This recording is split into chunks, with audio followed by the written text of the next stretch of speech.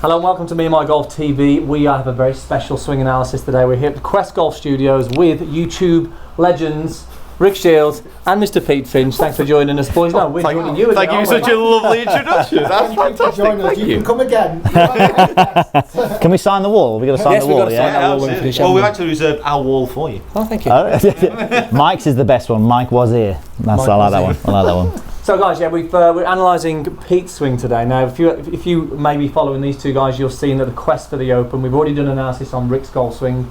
And you will see that unfortunately, Pete, you had to pull out last minute because of an injury. Yeah, so kind of 5 weeks before, not that I was counting, 5 weeks and 1 day and 12 hours, just before Open qualifying, I just hit a heavy shot and... The death divot, and basically a little bit of cartilage damage, perforated kind of tendon or ligament, whatever it was, along the wrist. I just couldn't play, so it was a bit gutting. For you, yeah. A year of prep up in smoke and many teary nights, but not that it affected me too much. How was the prep? The prep was amazing. Yeah? Yeah, I'm pretty sure I would have been having a silver medal at the end of the Open. There's an amateur again.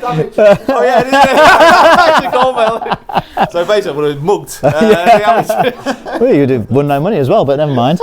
Pete practiced a lot more than I did. Yeah. Unfortunately, because of that. It was Irene of it. Moral. So you're going to get to learn from him what he did, and you've got an extra year now to be prepared. Yeah. Because you're going for it again next year, aren't you? Oh yeah, going for it again next year. Brilliant. So the whole process was amazing, and to be honest, it's at Birkdale next year, much closer to home. More practical. That's the main reason.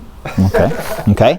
So, Pete, this year then, and I suppose leading to next year, your game. Talk us about your game and sort of what you've been working on through maybe this year, but also what you're going to work on now for the rest of the season. I mean, the whole point of kind of my swing was to really move away from being very kind of two-dimensional in the sense of just looking at my videos. So just looking at the videos, trying to figure out what's going on from my swing from the videos, using more of the launch monitors, because I'm a little bit opposite to Rick. I'm very visual in what I want from my swing, so I look at my swing, so I don't quite like that, and then don't often refer back to the numbers. Well, I certainly didn't used to, but now I'm kind of switching it around, caring a lot less about what it looks like and more about... Is that hard for you? It is quite tricky. Yeah. Because all throughout my kind of amateur career and early days as a pro, obviously didn't have launch monitors, so I was just so focused on what it looked like. He's that old. They had video then. Might not look it. Yeah, so I was using mirrors and still imagery to try and figure it all out. But yeah, now I'm so much more kind of led into the numbers, and the whole point of what I was doing last year and going into this year, just trying to neutralise a lot of what I'm doing with my hands. And then kind of switching around a little bit. I'm trying to do something different with my driving, almost made that a bit of a standalone technique. Yeah. Which can as it is, driver's different. Yeah, so a little bit of a change between my irons and my driver, but just carrying on what I was doing last year about neutralising path, trying to get my club face a little bit stronger in the downswing, and then not trying to rotate my hands through. Okay, so it's interesting because when we actually walked through the door this morning, that you're actually playing a video of yourself here, a YouTube video, Pete's it's actually Finch part of my morning swing routine. Analysis. Is that what you do? So every morning, twice replayed. Just gets me through That's the day. There we go. 35,000. Yeah, they're all his. They're all his. No one else has watched it. So it is interesting when we looked at the analysis of that there, that we mentioned a few things about your dynamic posture as you were swinging. I know you've been working at that and you've done some changes there, which is good. It kind of changed a little bit. To be fair, I didn't do much technical work on that. I just did physical work. Yeah. So just train Gym work. A little bit more flexible, trying to get my core stronger. Because that's what I found I was lifting up and out of it. I just wasn't strong enough to actually hold that position. So got a little bit fitter, and that kind of did solve itself, but settled down. Okay.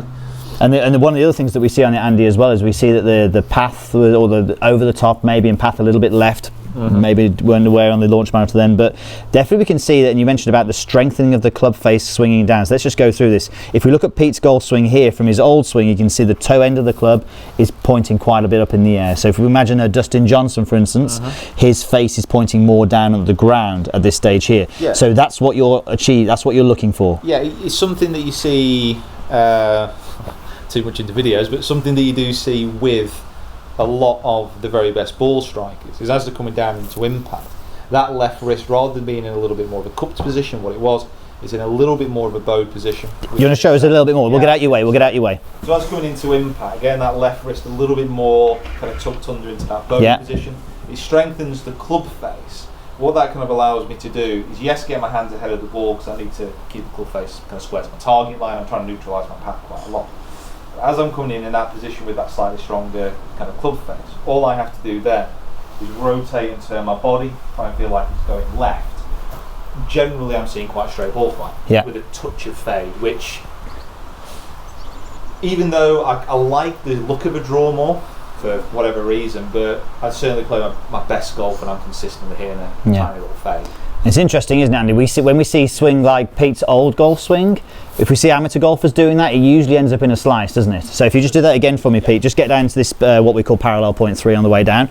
So if we see this toe end up in the air, just watch your wrist there, we see that toe end up in the air and the club coming from more that direction there, there's a very big chance that the golf ball is going to curve out from left to right. So the really good thing that we would definitely recommend for anyone who slices the golf ball is getting the feeling that you're in that position there. Definitely, and do you know what, from a consistency point of view, you mentioned sort of getting these, there we go, from a consistency point of view, thank you Rick, if you get that toe too much up on the way down there, you're relying on those hands, and you mentioned, Pete, that you're having to work these extra hard.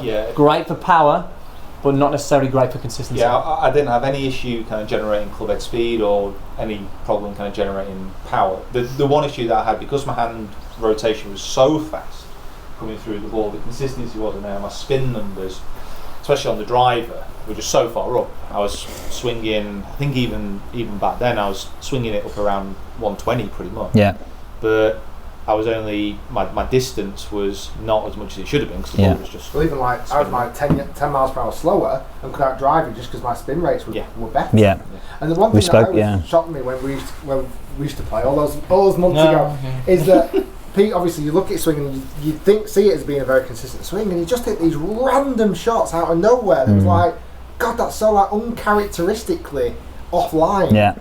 And it obviously, looking back into it, as that face comes down, there has to be an active rotation taking place. And if that's mistimed, that's hard. And it's interesting as well that I'm not saying obviously you were in the state when you did the injury that you were in this swing that we've just had a look at here, but if you've got a path which is going maybe a little bit to the left or a steep angle of attack and a lot of hand rotation going through the golf ball, there's a lot of strain going into your wrists, and obviously the one shot that you hit there, obviously a little bit of a heavy divot, but so you never know, it could be a little bit to do with it. So I suppose the one thing, injury preventive, exactly, part of your rehab here will be to actually get this face stronger, which is going to then change the path as you go through the ball. Having that face in a strong position there as well, because what a lot of people kind of don't realise, as soon as that kind of left wrist gets into that little bit more of a bow position, it will automatically get those hands further ahead if you can manage to hold them.